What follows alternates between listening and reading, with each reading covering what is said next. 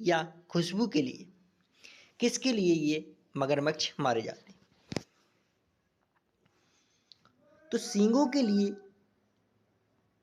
गैंडे का शिकार किया जाता है, जो जिसके सींगों का उपयोग करते हैं मनुष्य अपने जीवन के लिए, किसी दवाई के लिए गैंडा जो सींगों का उपयोग करते हैं गैंडे से लिया जाता है। और दांतों का उपयोग हाथी दांत का उपयोग किया जाता है, हाथियों को मारने के लिए उनके दांत निकाले जाते हैं। इसके बाद खुशबू के लिए एक प्रश्न आता है कि ऐसा कौन सा कीड़ा है जो अपनी सुगंध काफ़ी लंबी दूरी तक यानी 1 किलोमीटर तक फैला सकता है? तो उसका नाम है रेशम का कीड़ा। कौन सा? रेशम का कीड़ा। और मगरमच्छ शिकारियों द्वारा मारे जाते हैं उनकी त्वचा के लिए। त्वचा से दवाई प्राप्त की जाती है, जिससे दवाई बनाई जाती है, इसलिए मगरमच्छ त्वचा के लिए मारे जाते हैं। अगला प्रश्न, बोरा चिपचिपे चावल की एक सामान्य किस्म है, यह मुख्य रूप से पाया जाता है असम में, बिहार में, ओडिशा में, तमिलनाडु में।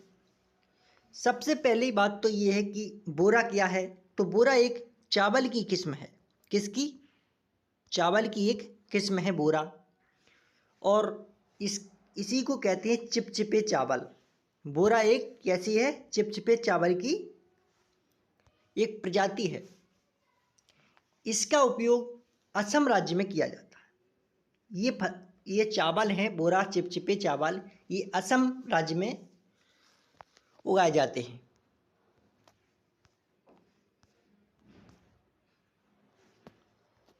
अगला प्रश्न, सर्दियों में दादी अक्सर निम्नलिखित के घोल से त्वचा को रूखेपन से बचाने के लिए उपयोग करती है। जो सर्दियों के समय में जो दादी की या किसी भाई या बहन की जो त्वचा है वो रूखी पड़ जाती है, उसको बचाने के लिए, रूखापन से बचाने के लिए किसका उपयोग करते हैं? रूखापन जो त्वचा है उसको रूखेपन से बचाया जाए, जल और आंसू जल, गुलाब जल, ग्लिसरीन और नींबू का रस और दूध, गुलाब जल और सिरका, किसका उपयोग किया जाता है? तो सर्दियों में दादी अक्सर निम्नलिखित जो घोल बनाती है त्वचा को रूखेपन से बचाने के लिए, ये उपयोग करती है गुलाब जल, ग्लिसरीन और नींबू का रस। किसका? गुलाब जल, ग्लिसरीन और नींबू का रस। अगला प्रश्न, एक छोटे से पेड़ या झाड़ी की शाखा से लटकने वाला घोंसला बनाने वाला पक्षी है, इसको क्या कहते हैं? सूर पक्षी, कौवा, वॉरवेट, भारतीय रॉबिट। कौवा एक ऐसा पक्षी है जो पेड़ की सबसे ऊंची डाल पर घोंसला बनाता है। कौन सा? कौवा। और कौवे के घोंसले में ही कोयल अंडे दे देती है। कौवा बेचारा इस अंडों को से लेता है। यह है कौवे की परेशानी सबसे बड़ी। और छोटे से पेड़ या झाड़ी की शाखा से लटकने वाला घोंसला बनाने वाला पक्षी है सूर्य पक्षी। इसका नाम है सूर्य पक्षी।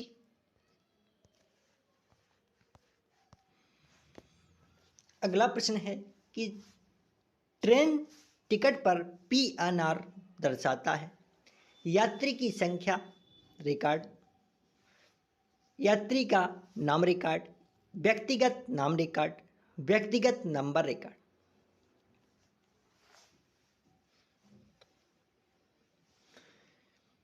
ट्रेन टिकट पर PNR दर्शाता है जो पैसेंजर ट्रेनें होती हैं उनमें ये क्या दर्शाता है? PNR। ये दर्शाता है यात्री की संख्या का रिकॉर्ड, यात्री का नाम, PNR। जो पैसेंजर होती है उसमें यात्री का नाम नहीं होता है। व्यक्तिगत नाम इसमें नहीं होता है। व्यक्तिगत नंबर रिकॉर्ड इसमें नहीं होता है। इसमें यात्री संख्या रिकॉर्ड होती है। क्या होती है? यात्री संख्या रिकॉर्ड।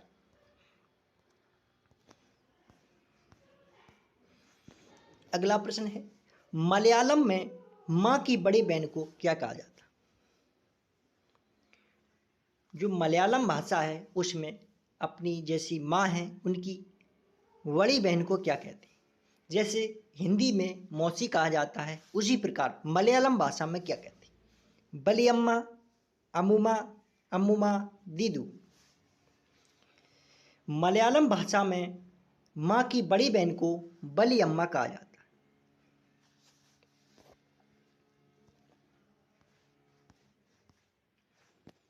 अगला प्रश्न है, निम्नलिखित में से कौन सा एक स्थान केरल में है? ऐसा स्थान इस ऑप्शन में आपको कौन सा दिख रहा है जो केरल राज्य में होता है?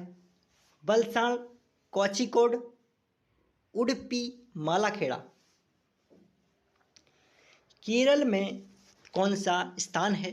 तो वलसाड एक केरल में स्थान है, प्रसिद्ध स्थान माना जाता है वलसाड केरल में।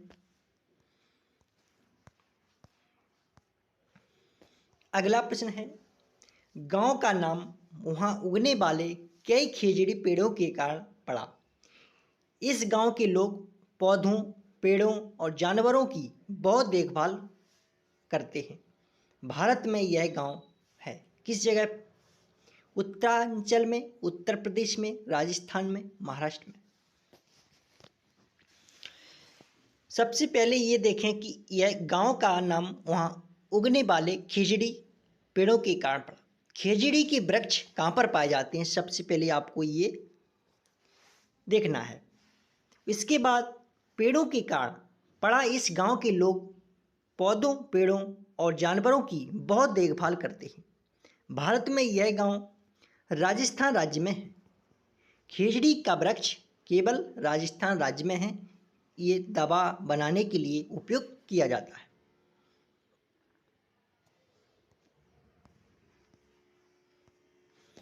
अगला प्रश्न, हाथियों के झुंड हैं उनका मुखिया होता है। जो हाथी होते हैं उनके झुंड में उसका नेतृत्व कौन करता है? उसका मुखिया कौन होता है? सबसे छोटी मादा हाथी, सबसे उम्रदराज मादा हाथी, सबसे बड़ा नर हाथी, सबसे छोटा नर हाथी। आपको दिमाग का भेजा हिल जाएगा। ऐसे प्रश्न सीटेट एग्जाम में पूछे जाते हैं कि हाथियों के झुंड का मुखिया होता है।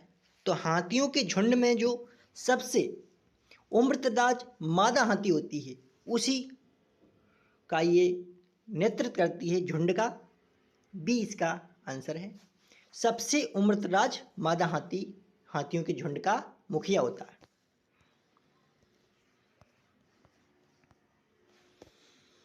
अगला प्रश्न, मिट्टी के बर्तनों को मजबूत बनाया जाता है। जो मिट्टी के बर्तन हैं उनको मजबूत बनाया जाता है बेक करके, गलाने से, भूनने से या जलाने से। जो मिट्टी के बर्तन हैं, जैसे कुम्हार मिट्टी का बर्तन बनाता है, जैसे गगई वगैरह बनाता है, तो उनको मजबूत किस प्रकार किया जाता है? उसको जलाने से, भुनने से, गलाने से या बेक करने से। मिट्टी के बर्तन मजबूत किस प्रकार होते हैं?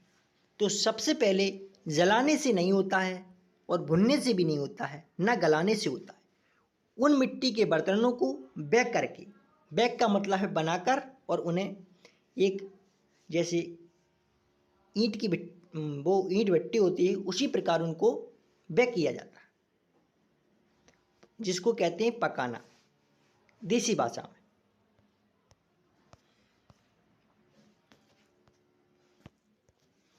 अगला प्रश्न है, पौधे का वह भाग जो दांत दर्द के उपचार के लिए उपयोग किया जा सकता है। जैसे हमारे दांत या आपके दांत में दर्द हो रहा है तो उसका उपचार किस प्रकार किएंगे?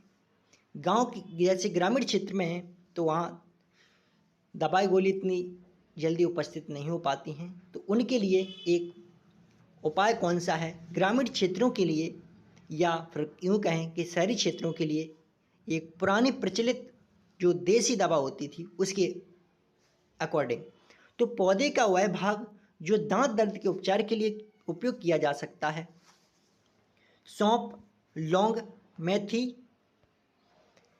अफीम के बीज दांत दर्द के उपचार के लिए उपयोग किया जा सकता है सौंफ का।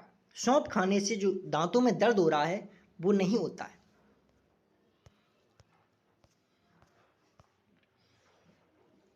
अगला प्रश्न है, क्रम पहचानिए। इनका आपको ये क्रम पहचानना है कि जो खाना बनाते हैं उसका क्रम क्या है। आटे को लगाने का क्रम क्या है? तो आटे को गूंथकर आटे की छोटी छोटी गोल लोइयाँ बनाकर लोइयों को बेलकर और आग पर पकाकर, ये सही है। या आगे भी देखते हैं, जैसे आटे की छोटी छोटी लोइयाँ, आटे की डायरेक्ट लोइयाँ तो नहीं बन सकती, पहले आटे को गूंथना पड़ेगा, ये लगाना पड़ेगा। आटे की छोटी छोटी लोइयाँ, ये भी ऑप्शन कट गया। अब ए और डी ऑप्शन बचते हैं, तो इनको चेक करते हैं। आटे को गूंथकर लोइयाँ बना लीजिए, लोई बेलकर तैयार कीजिए, आटे की छोटी छोटी लोइयाँ बना लीजिए और आग पर भुना लीजिए। तो इसमें 2 बार रिपीट होगा, लोइयाँ को तैयार कर लीजिए, आटे की छोटी छोटी लोई बना लीजिए। ये ऑप्शन कट गया। तो इसका ऑप्शन आंसर क्या है? आटे को गूंथकर आटे की छोटी छोटी लोइयाँ बनाकर लोइयों को बेलकर और साग और आग पर पकाकर, ये सबसे बेस्ट तरीका और क्रम है इसका। अगला प्रश्न, नृत्य में मुख्य रूप से मुद्रा और भावनाएं प्रदर्शित करती हैं। नृत्य प्रदर्शन, भावनाएं, हाथों और चेहरे की गति। जो नृत्य में मुख्य रूप से मुद्रा और भावनाएं प्रदर्शित करती हैं, जो व्यक्ति नृत्य या नाच करते हैं उनको प्रदर्शित करने का क्या भाव है? नृत्य प्रदर्शन, भावनाएं या भावनाएं, हाथों और चेहरे की गति। उनमें नृत्य में जो नृत्य करते हैं, नृत्य में मुख्य रूप से मुद्रा और भावनाएं, हाथों और चेहरे की गति प्रदर्शित हो करती है।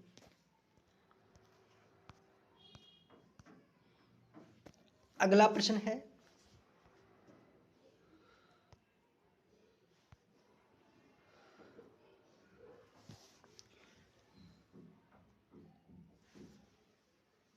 जो बच्चे बोल और सुन नहीं सकते वे सीखते हैं, किस प्रकार सीखेंगे?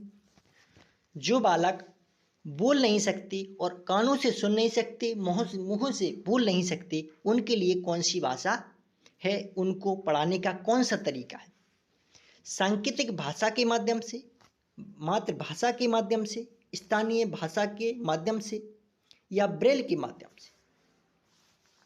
जो बच्चे बोल और सुन नहीं सकते उनको सिखाने का तरीका कौन सा, कौन सी भाषा का उपयोग किया जाना चाहिए? आप एक शिक्षक शिक्षिका बनने जा रहे हैं, तो कोई बालक आपका विद्यार्थी ऐसा क्लास में आ गया जो सुन भी नहीं सकता और बोल भी नहीं सकता, तो उसके लिए आप किस प्रकार पढ़ाएंगे? ब्रेल के माध्यम से अंधों बालकों को पढ़ाया जाता है। जो अंधे होते हैं उनके लिए, दृष्टिबाधित होते जिन्हें कहते हैं, उनके लिए ब्रेल के माध्यम से पढ़ाया जाता है। स्थानीय भाषा के माध्यम और मातृभाषा के माध्यम, ये भी पढ़ाने के तरीके हैं, भाषाएं हैं। लेकिन जो बच्चे बोल और सुन नहीं सकते उन्हें सांकेतिक भाषा के माध्यम से पढ़ाया जाए। सांकेतिक भाषा से, जो सांकेतिक भाषा है उसके माध्यम से, जैसे इशारे देकर पढ़ाना, इसी को सांकेतिक भाषा कहते हैं। अगला प्रश्न, निम्नलिखित में से कौन अन्य से भिन्न है? निम्नलिखित में से कौन अन्य से भिन्न है? नदी, पहाड़, झील, झरना। इसमें सब जो 4 ऑप्शन हैं, 4 ऑप्शन में से अलग आपको छांटना है कौन सा हो सकता है। तो नदी, पर्वत, झील, झरना। झरना, झील, नदी, ये सभी जल के स्रोत होते हैं। कैसे होते हैं? जल के स्रोत। इनमें पानी की उपलब्धता पाई जाती है। और पर्वत एक पानी की उपलब्धता वाला नहीं है। बी इसका आंसर सही है। भिन्न आपको बताना था तो पर्वत इसका आंसर होगा।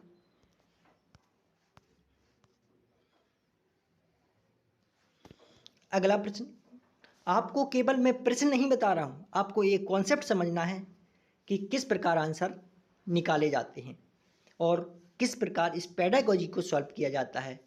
ईबीएस एग्जाम जो सीटेट का है उसमें किस प्रकार के प्रश्न पूछे जाते हैं, ये आपको समझना है।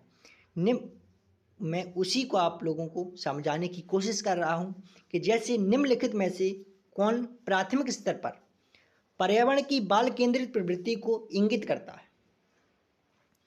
पर्यावरण अध्ययन की बाल केंद्रित प्रवृत्ति को इंगित करता है।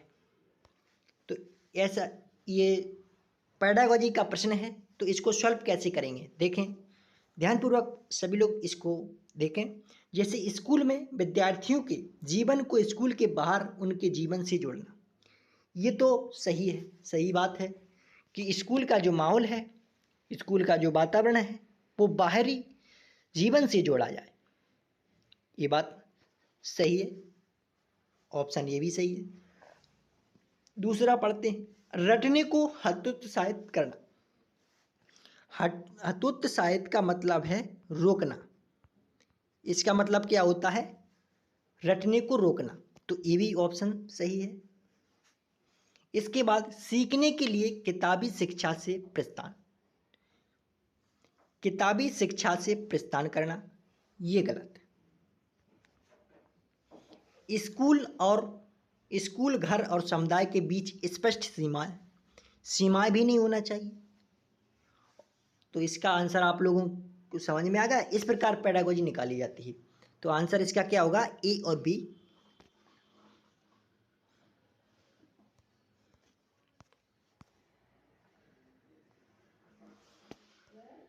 अगला प्रश्न, निम्नलिखित में से कौन सा प्राथमिक स्तर पर पर्यावरण अध्ययन के उद्देश्य हो सकते हैं? निम्नलिखित में से कौन सा प्राथमिक स्तर पर पर्यावरण अध्ययन के उद्देश्य हो सकते हैं? विद्यार्थियों को अपने स्वयं के सीखने पर चिंतन करने के लिए प्रोत्साहित करना,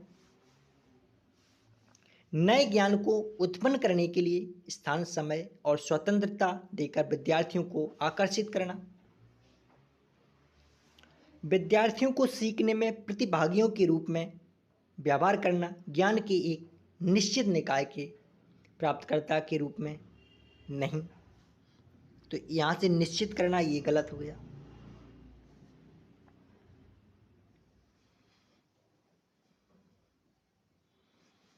निर्धारित पाठ्यपुस्तक को सीखने के लिए संसाधनों का एकमात्र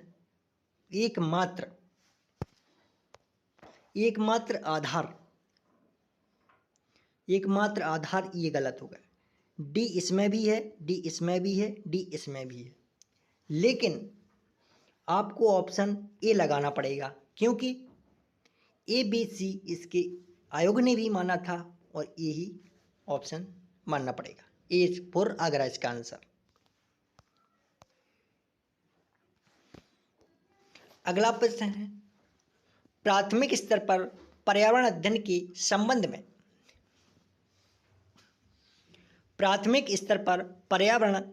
संबंध में निम्नलिखित में से कौन सा कथन सत्य है? जो प्राथमिक स्तर है उस पर पर्यावरण अध्ययन के संबंध में सत्य होना चाहिए, सत्य बताना है। तो कक्षा 3 से 5 तक पर्यावरण अध्ययन ईवीएस एक विषय के रूप में विज्ञान, सामाजिक विज्ञान और पर्यावरण शिक्षा की अवधारणाओं और मुद्दों को एकीकृत करता है। यह विषय कक्षा 1 और 2 में है और इससे संबंधित मुद्दों और चिंताओं को भाषा और गणित के माध्यम से दिया जाता है। ईवीएस पाठ्यपुस्तकों में प्रयुक्त भाषा औपचारिक है। यह एकल विषय दृष्टिकोण पर आधारित है। तो प्राथमिक स्तर पर पर्यावरण अध्ययन के संबंध में निम्नलिखित में से कौन सा कथन सत्य है? तो कक्षा 3 से 5 तक पर्यावरण अध्ययन एक ईवीएस के रूप में, एक विषय के रूप में विज्ञान, सामाजिक विज्ञान और पर्यावरण शिक्षा की अवधारणा और मुद्दों को एकीकृत करता है।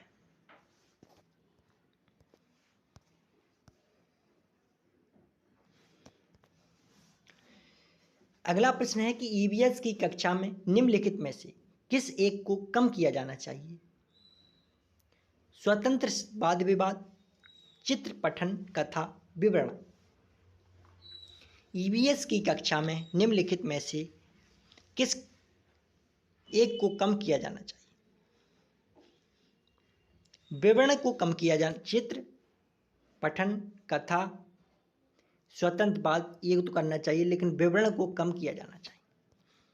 आप लोगों से ये रिक्वेस्ट है कि ज़्यादा से ज़्यादा इसको शेयर करें, क्योंकि जितनी लोगों तक ये क्लास पहुंचेगी उतने लोगों का ये भला होने वाला है। क्योंकि ये कंपटीशन नहीं है, ये केवल एलिजिबिलिटी टेस्ट है, पात्रता परीक्षा है, तो आपको क्वालिफाई करनी है ये। इसलिए आप लोग ज़्यादा से ज़्यादा शेयर करें, लोगों तक पहुंचाएं इस क्लास को। अंतिम समय की ये क्लासें चल रही हैं, आपका एग्जाम का भी करीब आ चुका है। प्राथमिक स्तर पर ईवीएस सीखने के लिए वास्तविक चुनौती है। जो प्राथमिक स्तर पर ईवीएस सीखने के लिए प्राथमिक जो वास्तविक चुनौतियां हैं वो परिभाषाएं और जानकारी नहीं होना चाहिए, रटकर सीखना भी नहीं होना चाहिए। अवधारणाओं का विवरण, विद्यार्थियों के लिए खुद को व्यक्त करने के लिए अवसर शब्द ये सबसे बेस्ट है। डी फॉर डेनमार्क आंसर है। अगला प्रश्न, प्राथमिक स्तर पर ईवीएस के माध्य पाठ्यक्रम में निम्नलिखित में से किस थीम में उप थीम शामिल है? प्राथमिक स्तर पर ईवीएस के पाठ्यक्रम में निम्नलिखित में से किस थीम में उप थीम शामिल है? परिवार और दोस्त, जल, भोजन, कार्य और खेल।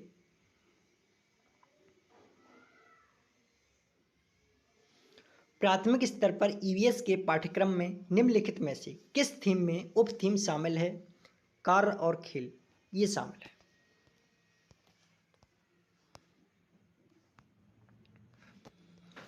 अगला प्रश्न है, ईवीएस में प्रामाणिक एवं सार्थक शिक्षण दिया जा सकता है वर्णन द्वारा, वास्तविक संवाद के द्वारा, प्रयोगों के प्रक्रिया द्वारा, सही और गलत के रूप में विद्यार्थियों द्वारा दिए गए उत्तर के जो आकलन उनके द्वारा।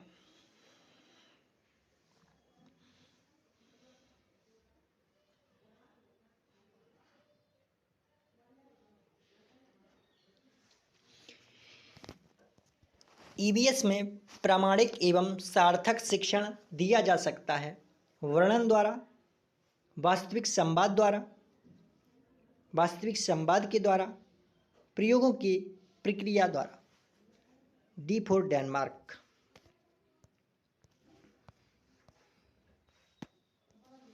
अगला प्रश्न है, यात्रा थीम के मुद्दे केवल विद्यार्थियों के लिए सार्थक हो जाते हैं यदि मुद्दे के आसपास बहस आयोजित की जाती है।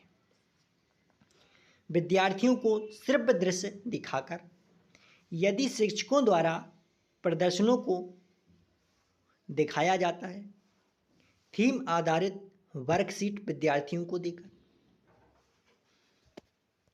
यात्रा थीम के मुद्दे केवल विद्यार्थियों के लिए सार्थक हो जाते हैं यदि मुद्दे आसपास बहस आयोजित की जाती हो, विद्यार्थियों को सिर्फ दृश्य दिखाकर, यदि शिक्षकों द्वारा प्रदर्शनों को दिखाया जाता है, थीम आधारित वर्कशीट दिखाकर। तो मुद्दे के किस प्रकार दिखाना चाहिए?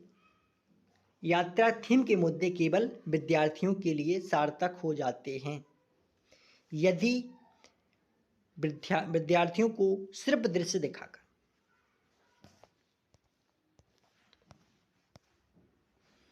अगला प्रश्न, ईवीएस पाठ्यपुस्तकों के अलावा ईवीएस सीखने के लिए निम्नलिखित में से कौन सा एक अच्छा संसाधन हो सकता है? ईवीएस पाठ्यपुस्तक के अलावा ईवीएस सीखने के लिए निम्नलिखित में से कौन सा एक अच्छा संसाधन हो सकता है? विश्वकोश, विकिपीडिया, रेडियो या क्षेत्र भ्रमण? ईवीएस पाठ्यपुस्तकों के अलावा ईवीएस सीखने के लिए निम्नलिखित में से कौन सा एक अच्छा संसाधन होगा? क्षेत्र भ्रमण।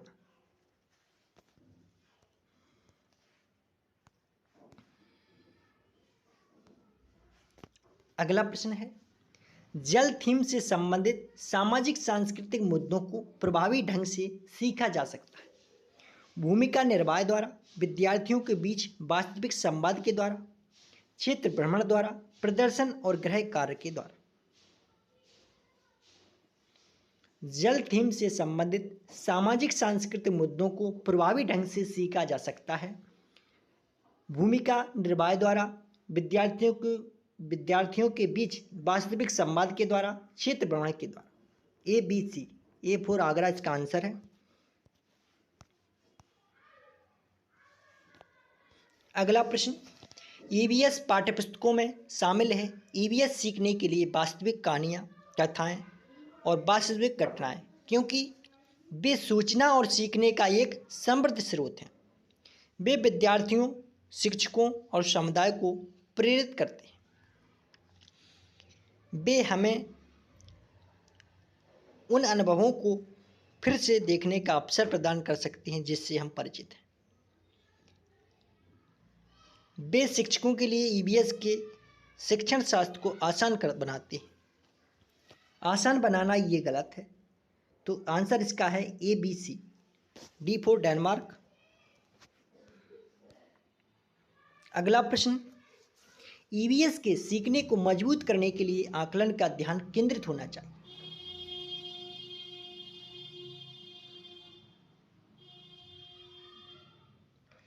ईवीएस के सीखने को मजबूत करने के लिए आकलन का ध्यान केंद्रित होना चाहिए।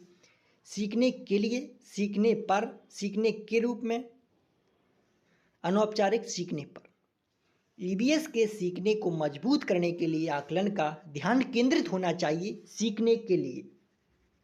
A for Agra.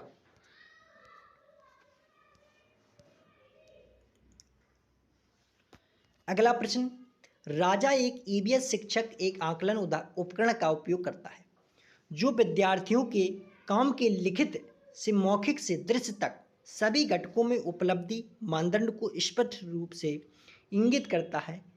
शिक्षक उपयोग कर रहा है किसका? उपाख्यानक, रिकॉर्ड, दृष्टांत का, अवलोकन का, चेकलिस्ट का, रूब्रिक का।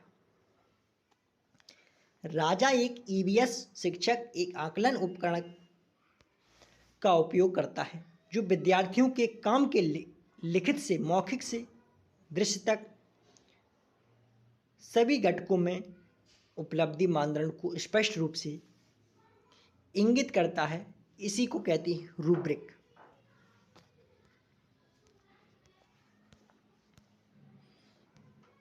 अगला प्रश्न है, ईवीएस में आत्म आकलन क्या होता है?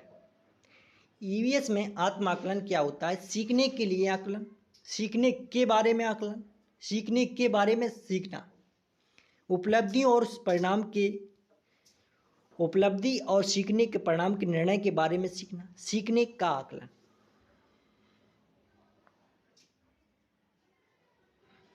सीखने के लिए आकलन और उपलब्धियों और सीखने के परिणाम के निर्णय के बारे में सीखना, सीखने का आकलन।